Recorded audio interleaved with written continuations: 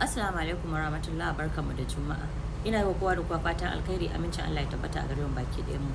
To dan ƙarin bayani ne nake dauke da shi game da labarin mama wato mahaifiyar Chairman Daga Rarara. Kamar yadda wasu suke yada labarai kala daban-daban akan ta, wasu suna yada labari cewa akan ta dawo, wasu ma sukan yada labari akan cewa ta mutu ko kuma an kashe ta inda take. To duka biyu cikin labaran nan babu koɗi wanda ya kasance gaskiya. Amma dai labarin da muke dauke da shi shine mama tana nan cikin koshin lafiya.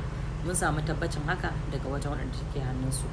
Sannan kuma ana iyakacin kokari ko kuma in ce muna iyakacin kokarin mu domin ganin cewar Allah ya dawo mana da ita cikin iyalanta cikin kwanciyar hankali.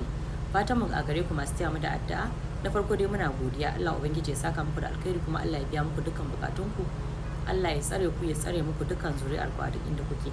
Sannan kuma muna mai roƙo a gare ku da ku ci gaba da taya mu da addu'a akan har sai mama ta dawo cikin kwanciyar hankali. Muna nan muna ci gaba da addu'a kuma sannan muna ci gaba da iyakacin kokarin mu domin ganin cewa hakan ta kasance. Masu cewa mama an kashe ta, menene riban ku? Mutuwar nan dai guda ɗaya ne, duk inda Allah ya rubuta wa kaddararsa cewa wani anan zai mutu, kana kwance a ɗakin ka sai kawai ka tashi ka fita dan ka je ka tadda ajalinka. To kaddarar bawa ba ta canja, babu makawa duk inda Allah ya rubuta bawa anan zai mutu ko kuma abu kaza ne ajalinsa ko kuma wani kaza ne ajalinsa, babu makawa sai haka ta kasance a gare shi. Kawai dai fatan mu shine duk ma inda Allah zai dauki rayuwar mu, Allah ubangiji ya dauki rayuwar mu cikin turba ta addinin musulunci, kuma Allah ubangiji ya sa mu cika da kyau da imani a duk inda za mu mutu. Shine fatan mu kuma shine fatan mu ga dukkan yan uwan musulmai na duniya baki daya.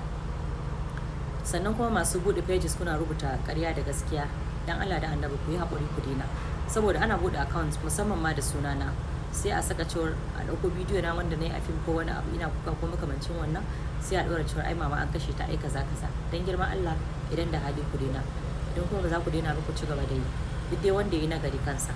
Sannan kuma duk wanda ya ci karo da irin wannan bidiyo din, ina mai tabbatar muku da cewar ba ni bace, wasu ne suka kirkira saboda kawai su jawo abin da suke ganin cewar su shine ci gaba a gare su.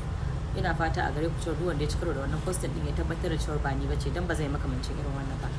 Sannan ku ci gaba da tsaya mu da addu'a da fatan alkhairi. Insha Allahu rabbi immediately mama ta fito cikin dan gangan lokaci daga sanda na samu labari da tabbacin cewa mama ta fito, zan so in ba ku tabbaci akan cewa ta fito dan. Ina muku fata alkhairi, sannan kuma ina mai godiya a gare ku, ko kuma in ce muna masu godiya a gare ku a madadina da dukkan yan uwanta. Muna godiya a gare ku, Allah ubangiji ya saka muku da alkhairi, Allah kuma ya biya muku bukatun ku gabaki ɗaya na alkhairi. Mun gode, muna ci gaba da taimama da addu'a. Yau satin ta ɗaya kenan cip a hannun waɗannan bayan Allah. Allah ubangiji ya dawo da ita cikin aminci. Wassalamu alaikum.